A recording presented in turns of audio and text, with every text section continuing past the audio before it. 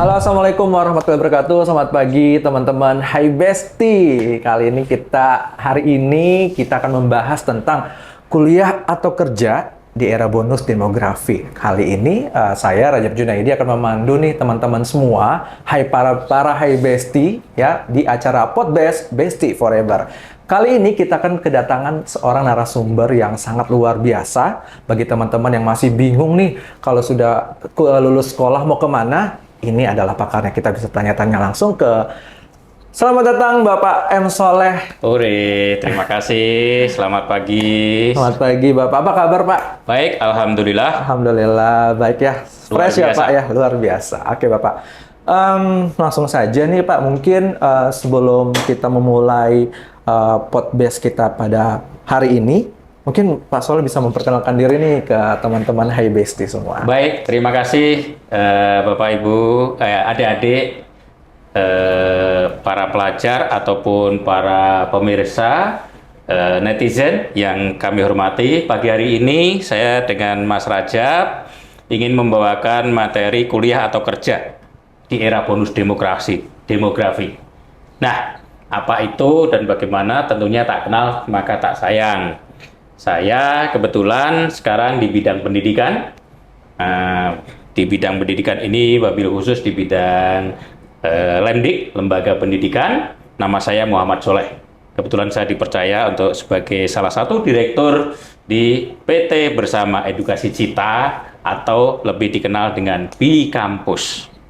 Siswa kami sudah lumayan banyak dan dengan berbagai latar belakang.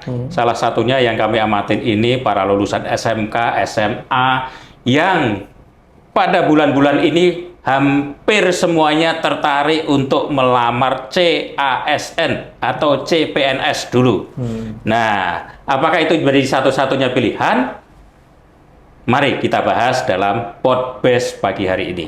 Oke, luar biasa ya. Latar belakang Pak Soleh ini ternyata Bapak adalah seorang ahli di bidang pendidikan teman-teman ya. Jadi bergerak di bidang apa sih Pak kira-kira pendidikannya Pak? Ya, Lebih spesifiknya Pak. B-Kampus atau Bersama Edukasi Cita ini bergerak dalam pendidikan pelatihan untuk calon pegawai-pegawai di bidang kebandarudaraan atau aviasi.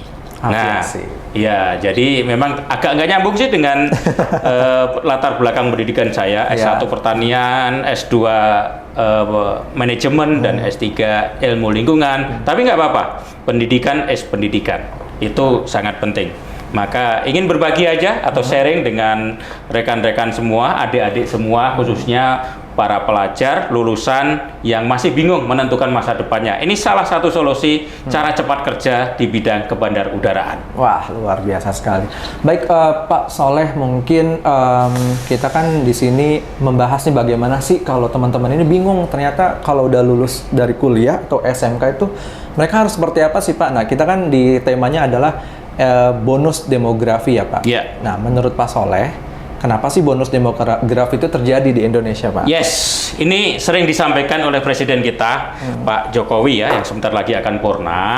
Beliau sering menyampaikan bonus demografi hanya akan terjadi sekali dalam suatu siklus suatu negara. Yaitu banyaknya kaum muda di suatu masa itu menjadi beban atau menjadi berkah, sama-sama B-nya. Kalau menjadi beban, itu nanti bisa ujung-ujungnya jadi pengangguran. Ya. Kalau jadi berkah, bonus demografi dengan banyaknya tenaga muda, anak-anak muda itu, atau sekarang dikenal dengan Gen Z, generasi milenial udah mulai agak di angka 40-an ya sekarang, 40 tahunan. Kalau Gen Z ini kan yang sekitar 20-30, masih muda-mudanya. Nah, ini harapan bangsa. Kenapa itu terjadi bonus demografi? Kita ingat sejarah kira-kira 30-40 tahun yang lalu. Dulu percepatan kelahiran itu tinggi sekali, fertilitas, kesuburan itu tinggi sekali. Kemudian tahun 71 itu dikenal dengan BKKBN atau keluarga berencana, family planning. Satu keluarga hanya dua ya? Disarankan hanya 2 anak. 2. Ya. Nah, ternyata dampaknya sekarang begitu bonus demografi gede, negara kita gede, tahun 2017-an mulai menuai itu. Ya. Nah, banyak negara yang mulai berkurang kayak Jepang, Korea, Eropa itu jumlah penduduknya udah mulai berkurang. Kalau kita pas nanti bonus penduduk demografi itu kira-kira di tahun 2027 sampai sekitar 2032 kalau nggak salah. Itu artinya apa? Tenaga muda kalau nggak dimanfaatkan akan jadi pengangguran. Ya. Tapi kalau itu untuk pembangunan itu akan luar biasa. Bangun bangsa, potensi yang sangat besar. Harus siap. Tadi 2B ya Pak, Ya. beban dan satu lagi apa Pak? Berkah. Berkah. Nah, untuk mendapatkan berkah ini nih Pak, buat teman-teman semua high bestie semua nih yang baru lulus SMA, mereka mungkin insecure Pak dengan saya lulusan SMA mau jadi apa nih kira-kira gimana nih Pak? Nah, ini jadi tadi kan saya bilang antara tahun 2027 sampai 2032 ya.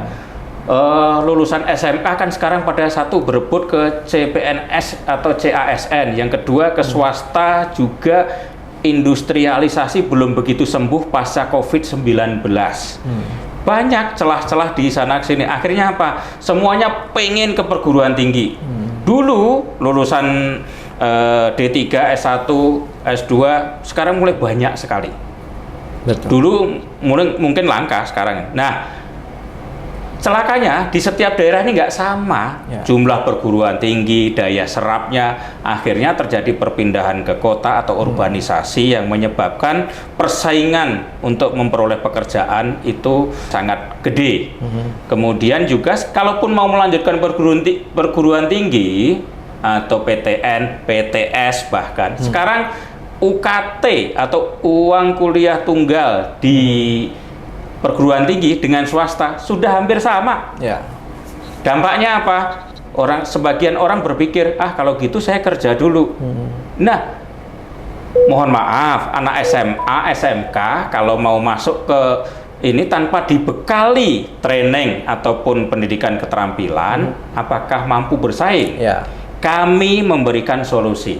Nah, apa tuh Pak kira-kira solusinya Pak? Nah, solusinya adalah kalau berpikir jenjang pendidikan D3 paling tidak 3 tahun. Ya. Berpikir pada jenjang S1 4 tahun atau 8 semester.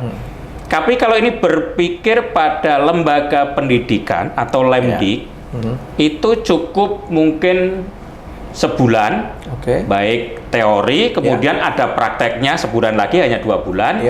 Habis itu mendapatkan sertifikat dari Lemdik atau lembaga pendidikan.